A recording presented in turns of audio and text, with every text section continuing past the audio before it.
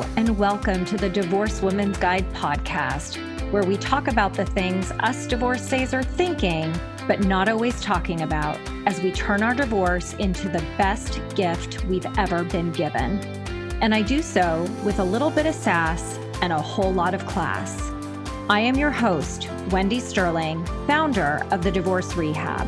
I am here to support you in this transition phase of your life so you can start your new best chapter on your own terms. After all, that's what I did after my own divorce. And now it is my mission to change the conversation around divorce and help you see why your divorce, like mine, was the best gift you ever received. Hello, everybody, and welcome to another episode of the Divorced Woman's Guide podcast. I am so excited that you have tuned in today because I am here with Rhonda Noordyk. Hello, Rhonda. How are you? Hi, thanks for having me. Oh my goodness. Thank you so much for being here today. And I have been looking forward to this conversation since we first met because you guys tuning in, we are going to pull the sheets back on divorce today, and you're going to have to stay tuned to know what that exactly means.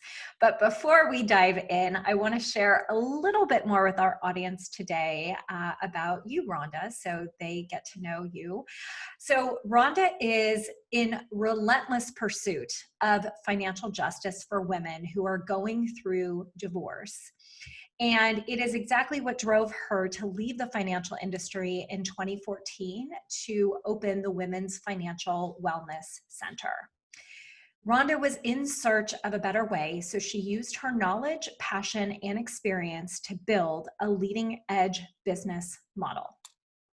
The intention was to create a business that provided a safe place for women, especially those in a vulnerable position, to find their paths, to find their voices, and find the financial confidence they need to lift themselves out of seemingly hopeless situations.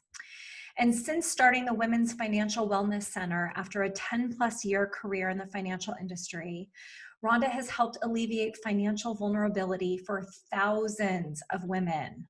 And as the founder and CEO of the Women's Financial Wellness Center, Rhonda also hosts a podcast called Divorce Conversations for Women. And Rhonda brings energy and transparency and likability to her audience. She's also appeared on Fox 6 News, Real Milwaukee, and Morning Blend, and her dynamic and inspirational style leaves women with a sense of empowerment. And just that alone, I'm like, you are like my soulmate in the financial industry. Like, let's be real here. I'm like reading this, I'm like, oh, that's me too. Oh, that's me too, but I don't do financial anything. So, but you literally are like my unicorn in the financial industry that exists out there. So I knew from the second that we met that there was synergy between the two of us, and just this, we both are driven so passionately, right? Because we both have these missions in our life, and we both witness so many people struggling. And I am so grateful that you have created the business that you have the services that are available to so many women, because as I've talked about so many times before, is that the financial piece is what so many of us don't have a handle on, and is the most terrifying piece of getting a divorce, is really having to confront the financial aspect of it. So I know today we're going to pull those sheets back, right? I love our little sexy title. So when those sheets get pulled back on divorce, Rhonda, what's underneath all of that? What do we see? Oh my goodness, right? Are we sitting down? Are we ready? Yeah. Are we laying down? I'm not sure.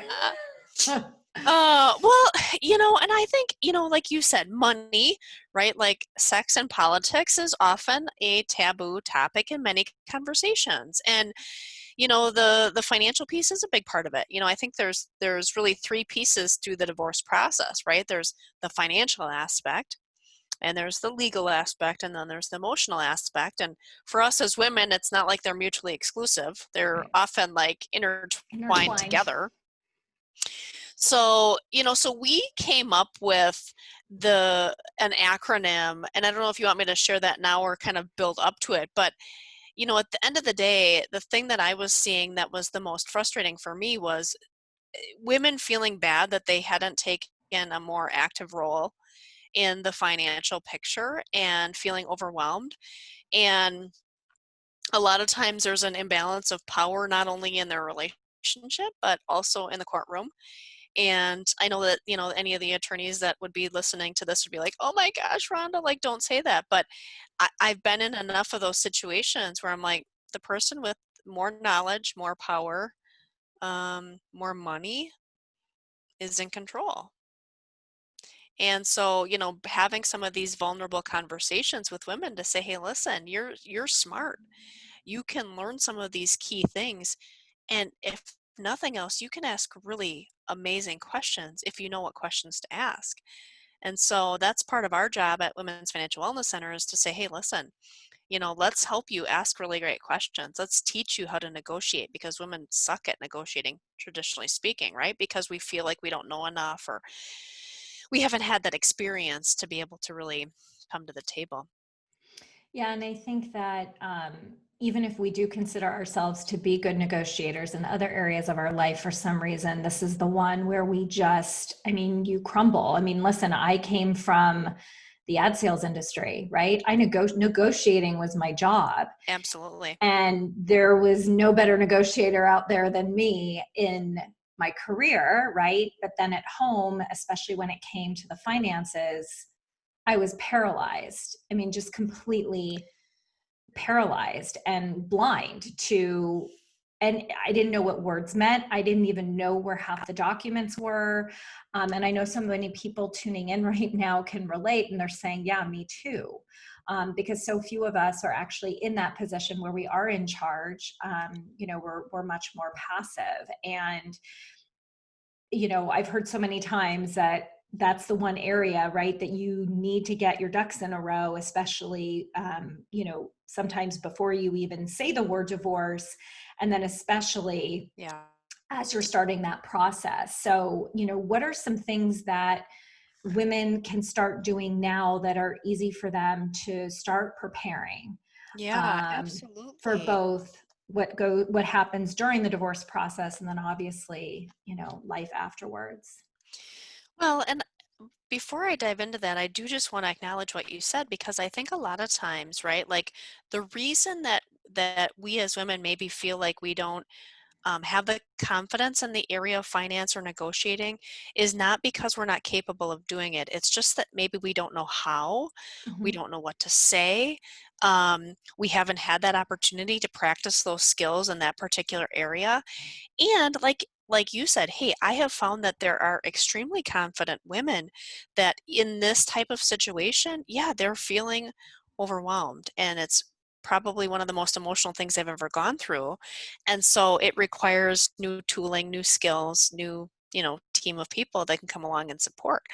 Um, so as far as the preparation goes, there's a couple of really simple things that I will often suggest that women do. If it's at all possible for them to start gathering information, watching the mail, hunting down some passwords, getting statements, documents, things like that. So there's the document piece as far as, statements, bank statements, investment statements, life insurance. Do we have it? Do we not? Like, there's some basic gathering. And we at Women's Financial Wellness Center have a checklist that we certainly can share of what do they need to be gathering. And I don't know about everybody on this call, but I am like a checklist gal. Like, give me the bullet point. All right, there's, satisfaction and checking all that stuff off. So there's gathering the documents. The other thing that women may want to consider is, setting up a separate email address, a private one that they can use.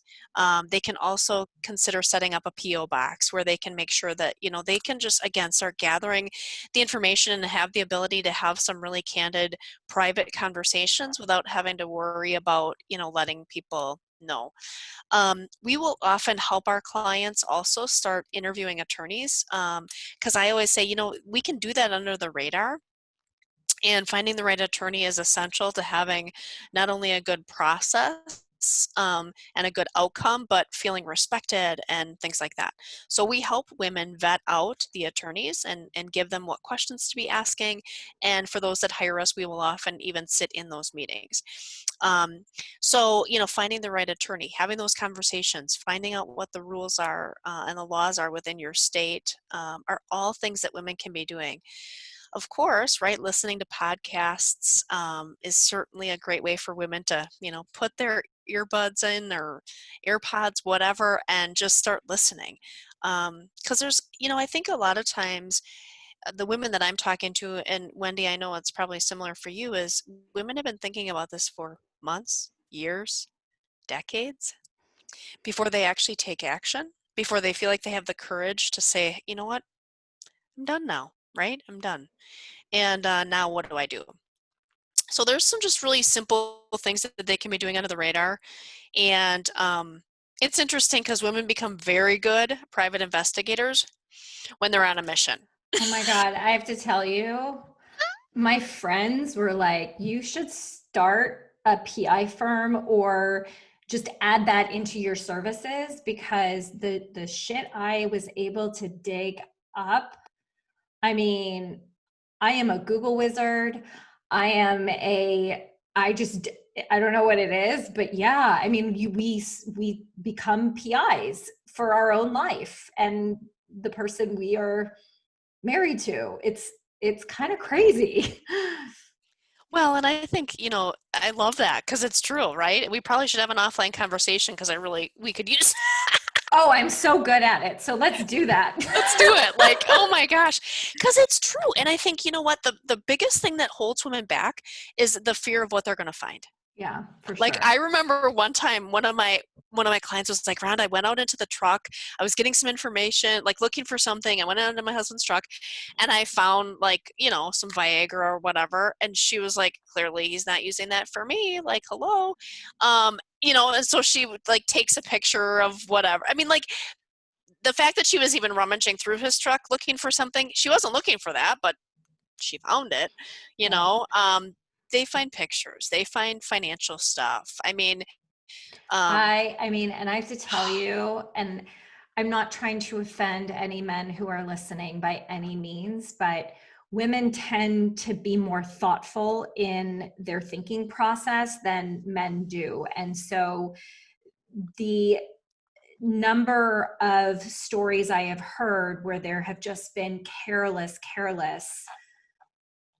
errors that spouses have made, right, that are so easy to stumble upon. I mean, I can tell you a story of, I know of men that have deleted the inbox but forgot the sent box, right? Like literally oh, that foolish.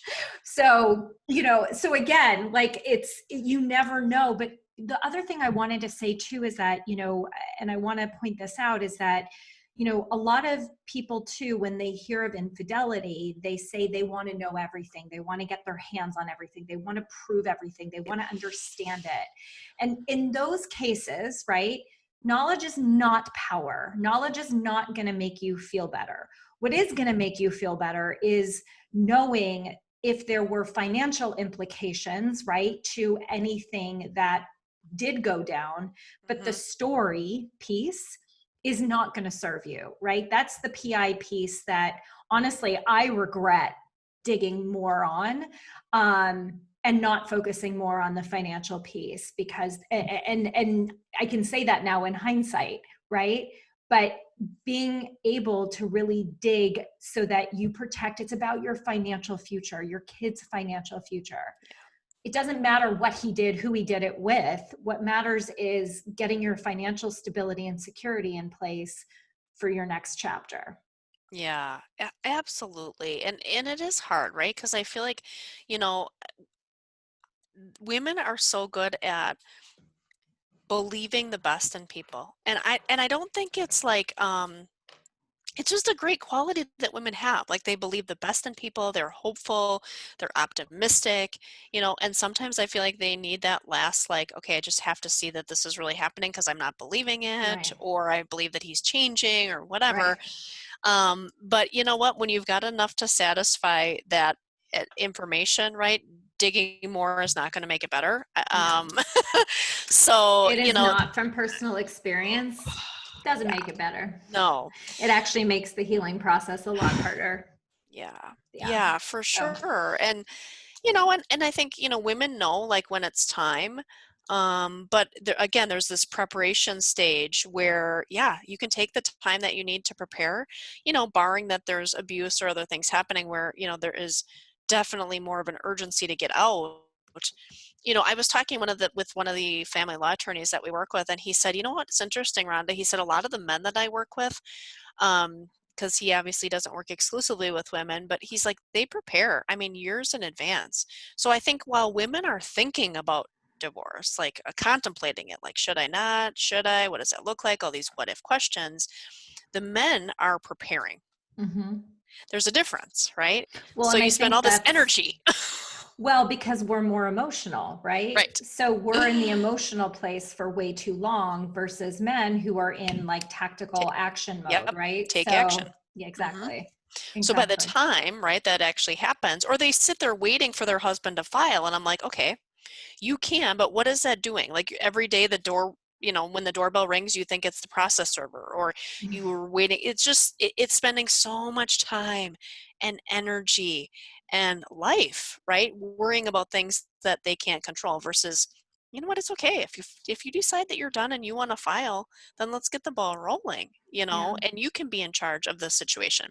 So kind of teeing up with what you had talked about, like pulling Yeah. back the sheets. We've given women some of the preparation aspects of things that they can do, and it sounds so simple, but like I know that we really are intentional about making sure that we're not sending anything to any of our clients without their permission or knowing what address to send.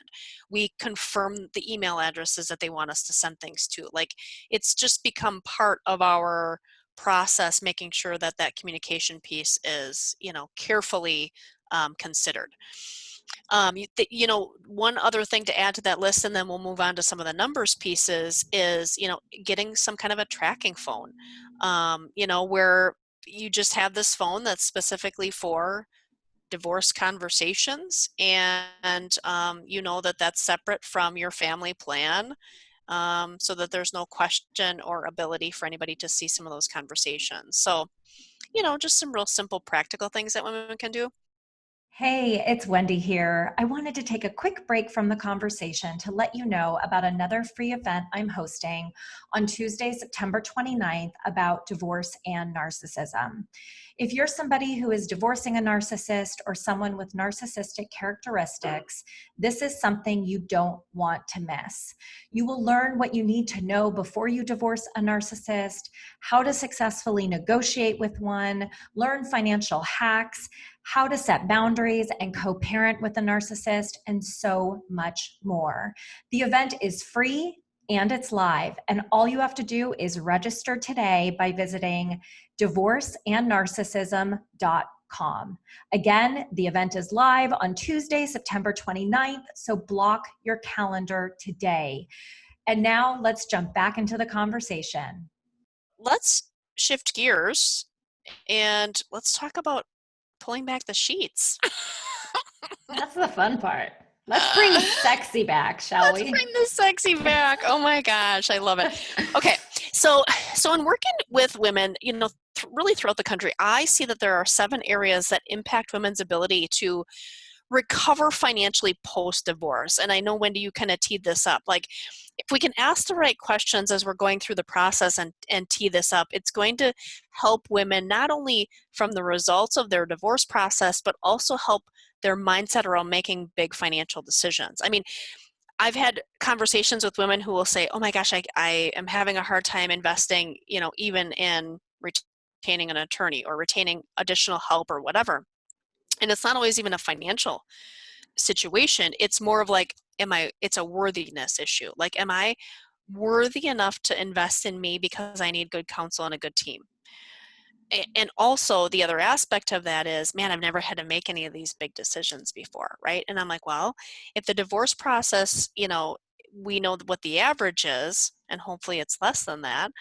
Gosh, that's a fraction of what you might pay if you bought a house or a car. Like, this this is training ground for other big decisions that women get to make, right? So it's the knowledge plus the experience that helps women, build up their confidence. So we came up with an acronym, and of course it's Quickie, Quickie. Love acronyms. I know we So talked divorce about this. Quickie.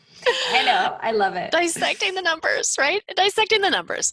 And so here's a couple things that I think if you're contemplating or you're in the midst of it, or you know what, even if you're on the other side of it, these are some things that you can be doing and thinking about.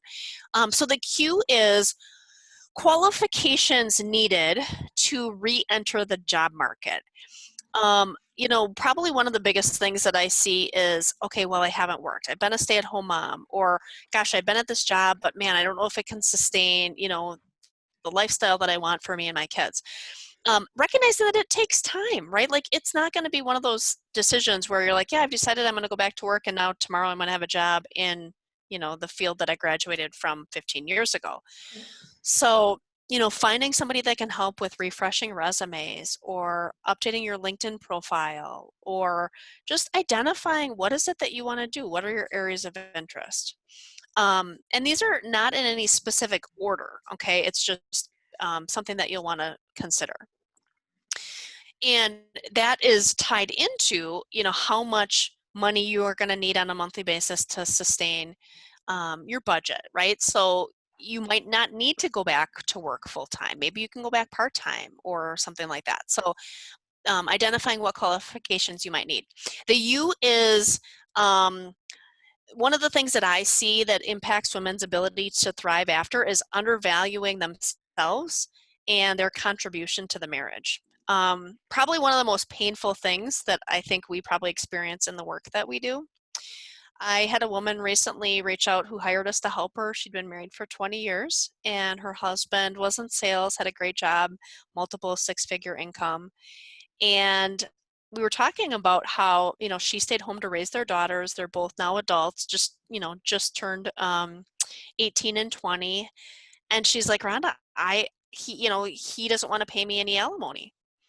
And we were doing this one in person, one of the first ones we had done in person, and we were, sitting across the table drinking coffee, and I looked at her and I didn't really say much, but she could tell, like, the look that I had on my face was, that you don't have to accept that, right?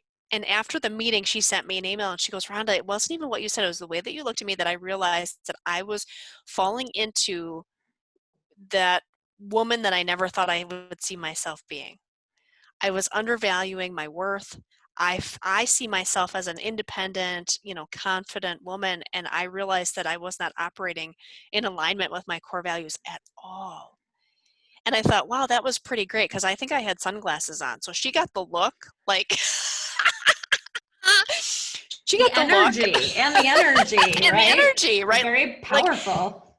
no, right? And this is a long-term relationship and a lot of, things that she brought to the table. So undervaluing can really be a challenge for women when they're in this situation. The other thing is increased credit card debt. So that's the I. So taking a look at credit card debt, and looking at ways that, that can get paid off, whether it's from assets from the proceeds of the divorce or having some kind of a plan. So each part of the country is going to be different, but right now there are definitely certain parts of the country that the equity in the homes is high and multiple offers in short period of time. And so they can sell their house and use some of the proceeds from that to pay off credit card debt. So each party, has the opportunity to hopefully create a clean slate moving forward. One of the other things with the credit card debt is also, making sure that you have a pulse on what's being spent. So, one free tool is Credit Karma. I love it because A, it's free, and B, it's proactive. So rather than you having to go out and look for, hey, what is my credit score? What's my debt at? It will push out notifications and push out updates, whether your credit score goes up, down. There's additional, inquiries on your credit. So it just kind of allows you to be proactive, which I think is great. So qualifications needed to enter the job market, undervaluing yourself and your contribution to the marriage can impact. Increased credit card debt can impact. The C is the cost of the divorce process itself. The national average for divorce is 15 grand. It depends on where you're at in the country. You know, Wisconsin tends to be probably a little more conservative. Midwest tends to be a little more conservative. Chicago is, their cost of living is significantly higher. East Coast, West Coast. So again, looking at, areas on where you're at to say, hey, what does that look like? So the divorce process, it's not free. But the question becomes, okay, how can I use the resources that I have to the best of my ability? And I believe there needs to be three aspects of that: a core group of people: legal, financial, emotional, and assemble your team. Because if you have your team working together for you, right, and you can be proactive and next step focused, it's going to help reduce the cost of the overall divorce process itself. Also taking a look at different options. So, you can do mediation, you can do litigation, you can do collaborative, and we have exercises to help women walk through those and identify which process may be best for them, and then selecting the attorney accordingly. The K, knowledge of finances or lack thereof. Women carry a lot of shame and guilt around not knowing more about the finances. And I always say, you know what, nobody sits around singing kumbaya about the money, right? You divide and conquer. If your husband has loved doing the finances and he's a spreadsheet guy and a numbers guy, and you're like, great, he's got it, and I'm going to do this over here and contribute this way, great, right? So the question now for me always becomes, okay, well, we can't change that. What do we do moving forward? And how can you make more empowered decisions and gain the knowledge that you need to move forward? The I is impact of divorce. What are the actual results? One thing I just want to mention here is, obviously, depending on what state people live in, the rules and the laws are different. But I think the biggest challenge there is um, people will not necessarily look at the actual results. Like, especially in higher net worth situations, people will come to the table and they'll say, hey, well, here's the offer, here's the proposal, and it's not always based on fact. And there's a lot of subjectivity to those situations, to where, hey, this seems like enough money, you should be fine, you should be happy that I'm giving you this, versus, is that really what it should be? Right. Equitable, Right, you exactly. know? What does it really mean? And, and I've talked about that before with other guests, is that, you really need to understand what the offer is. You get to ask questions, because in some cases there's hidden tax implications that you Yes. don't know about. When your spouse thinks that they're being super generous, at the end of the day, they're not. They're looking out for themselves. So that's where you get smart and not sign anything until you truly understand what's on the table. Oh my goodness, 100%, Yeah. 100%.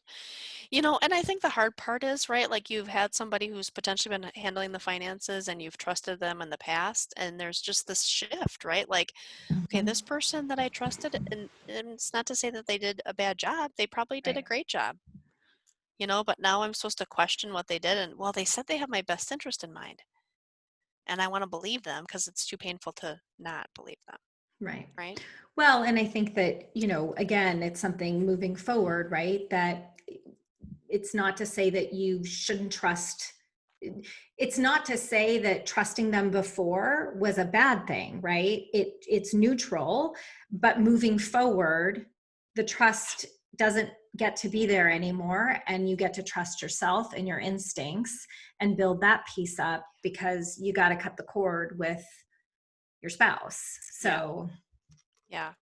And listening, right? And trusting our gut with that. We all mhm. know that we should be doing it, and yet we have to, like, retrain ourselves Yes. to trust that. Because the thing is, we have so many opportunities to really say, okay, gosh, if I would have only listened to how I was feeling, or, gosh, there were some red flags with that. God darn it, I should have listened, right? And so it's just an opportunity for us to become more aware and, walk in that. And again, I just can't say enough amazing things about women, in the sense that they have the knowledge, they have the opportunity to gain the knowledge.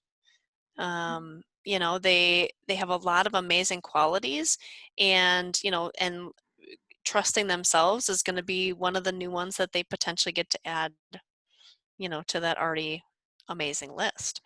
Exactly. Um, and the last thing for the quickie acronym is establishing a budget. And the budget part, not sexy, not glamorous, but man, is it powerful.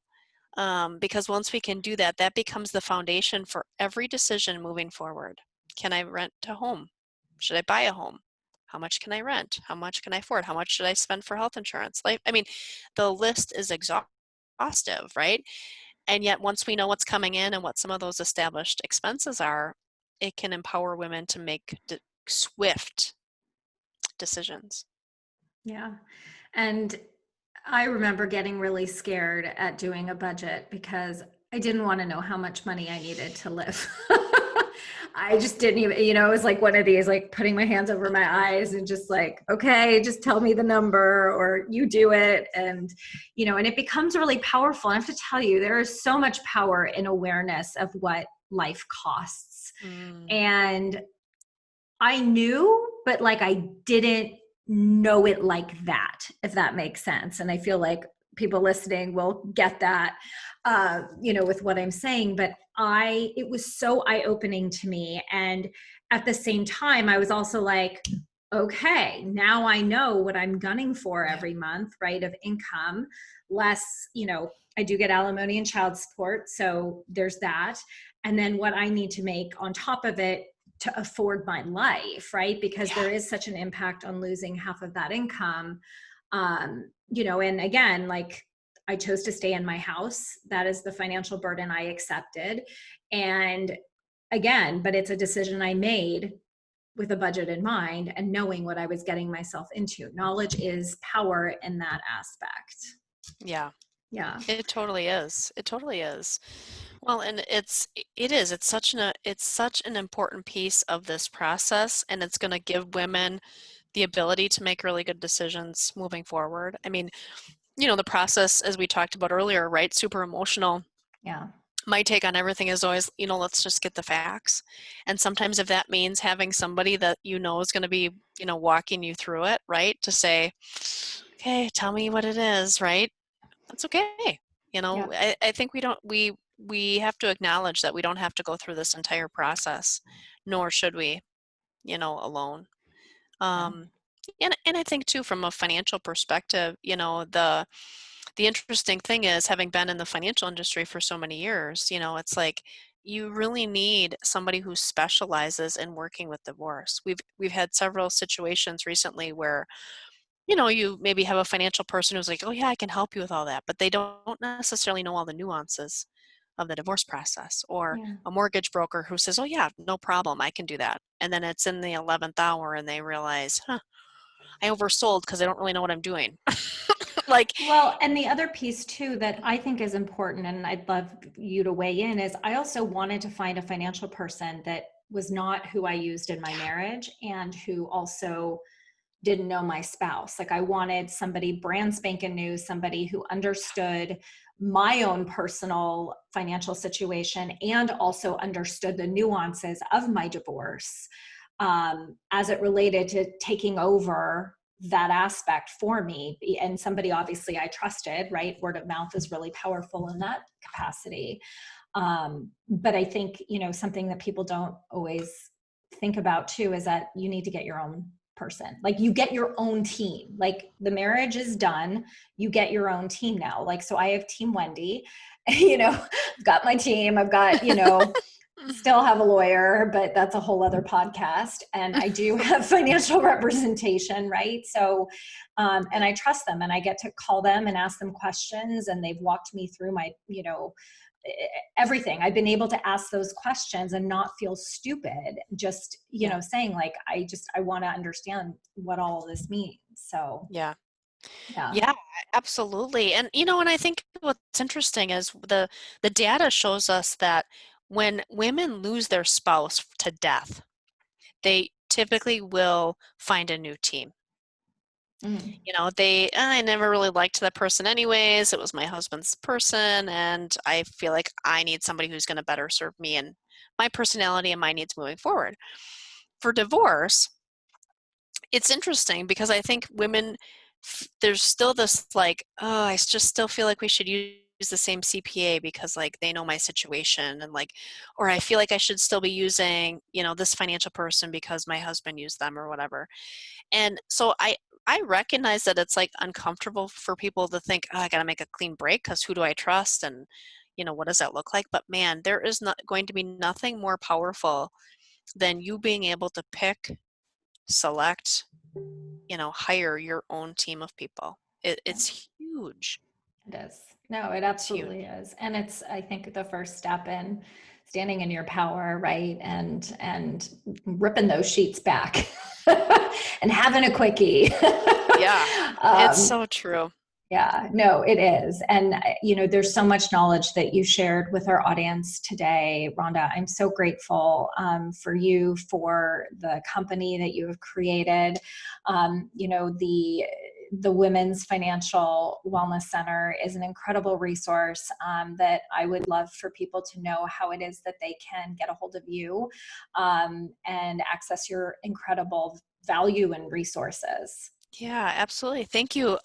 So they can reach out to our website, wfwcdivorce.com, wfwcdivorce.com. And they can check out, we do have a podcast as well, Divorce Conversations for Women, retreats, resources, tools, blog articles. Would love for them to check out. Wonderful. And I know that you also have offered something generous to our audience today. So I'd love for you to share that as well. Yeah, thank you. Oh my goodness. So if you're listening today and you're like, okay, I've been doing lots of Google research and I just need to talk to somebody, we would like to offer you a free 30-minute consultation for us to hop on the phone, and you will be speaking with a live person from Women's Financial Wellness Center that can help answer some specific questions that you may have, point you in the right direction. And, certainly if at the end of the call we feel like it's a good fit, we can talk about options, but there is absolutely no pressure to do that. Yeah, and one other thing that just came to mind that I know you and I talked about, I just want everybody who's listening to know that even before the world of COVID, you have been managing an online business. This is something that you have successfully created and have successfully executed many, many, many years, 10 plus years, right? By being an online resource. So I want everybody listening to know you don't have to necessarily live exactly where Rhonda is, especially given the world today. So this is a resource, regardless of where you live, that you get access to, as well as this phone call. So I will make sure to put that in our show notes so people can find that. And I'm so grateful. I absolutely adore you, and I love what you have created to support so many women, because literally it is the number one concern topic that I always hear about with every single person that I come into contact with. So thank you for being you and having the passion and drive to create this incredible resource for people. You're just an amazing woman. I'm so grateful to know you, and thank you for being on the podcast today. Thank you so much. My pleasure. Of course. And everybody watching, thank you so much for tuning in today. I don't know about you, but I learned a whole heck of a lot from Rhonda today and our conversation. So I'm wishing you a beautiful rest of your day, sending you lots of love, light, and joy. Mwah. And I will see you guys in the next episode. Thanks for tuning in to another episode of the Divorced Woman's Guide podcast. If you like what you hear, please share this episode with someone you know or spread the word on social media. This is how I reach more divorcees around the world and provide them with the support they need to create their next best life. And I would also love to continue the conversation with you. So please friend me on Facebook, join my private Facebook group, The Divorce Rehab, and follow me on Instagram at Divorce Rehab with Wendy. I'll see you next time.